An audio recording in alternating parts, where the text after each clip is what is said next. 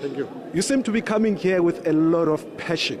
And what are your first priorities in the department? I think, I'm just a passionate person. People's never got to really see the Gayton side. Who am I? I'm a very passionate person because even if I hire people, I always check for passion before I check for anything. My first priority is to understand why is it that everybody's complaining about this department? Why is it that artists are struggling in this country? Why is it that sports people must have fundraisers while there's a department that can cater for that? Those are my first priorities. I need answers. I've asked them immediately today at 3 o'clock.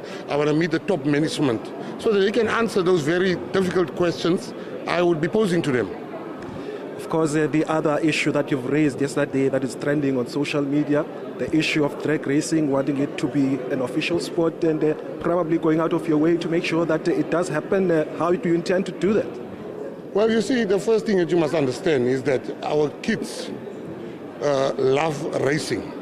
And not colored kids. All kids love racing. They love motorsport. This is part of motorsport. In Mitchell's Plain, whenever there's racing and there's spinning, and stance is not a crime because every time crime goes down. So we mustn't treat children or young people like criminals that are interested in their cars. My nieces and nephews, they'll ask you for money to work on their cars. The attention is there instead of the drugs. A child in sport is a child out of court. And I'm going to make sure that I keep my campaign promise that I'm going to not only just legalize, but I'm going to create opportunities and put funding behind the motorsport of spinning. And stance is not a crime, as I always say to people. Our children are so happy when they're there. I've never gone to any spinning event in my life that's empty. I've gone to many soccer games that's empty. I've gone to many other games that are empty. But you will never go to a spinning event that's empty, which means there's a need for it.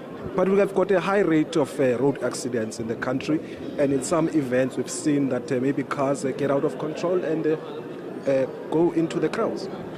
I watch F1. Have you never seen F1 cars burning?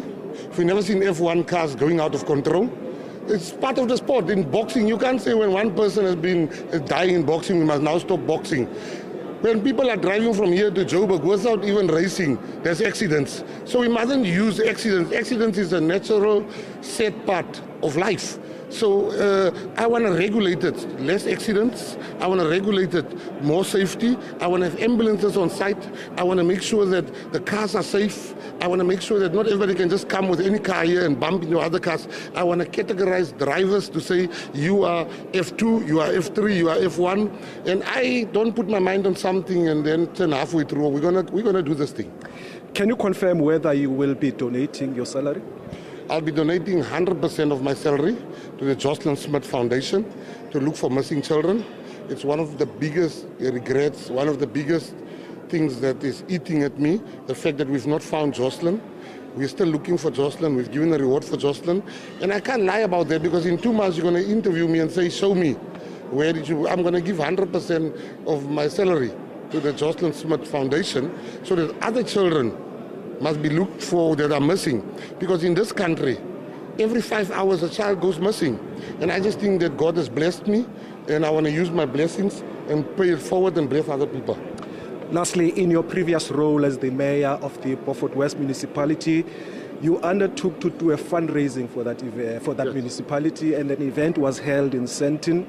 Recently, the Western Cape High Court found that the money never found its way to the coffers of the municipality, and then you must account for that. You see, the problem with the media sometimes, what happened there is money was raised for toilets, for swimming pools. The children are swimming. The toilets has been built. Council gave us permission to put it in a separate bank account. How can I put the money in the bank account of people that's already accused of stealing the money? The municipality didn't have money. Now I must make the wolf say, you keep this meat here. What the court has found, my problem is not to show them. We were willing to show them the thing, but the DA government is behind this thing.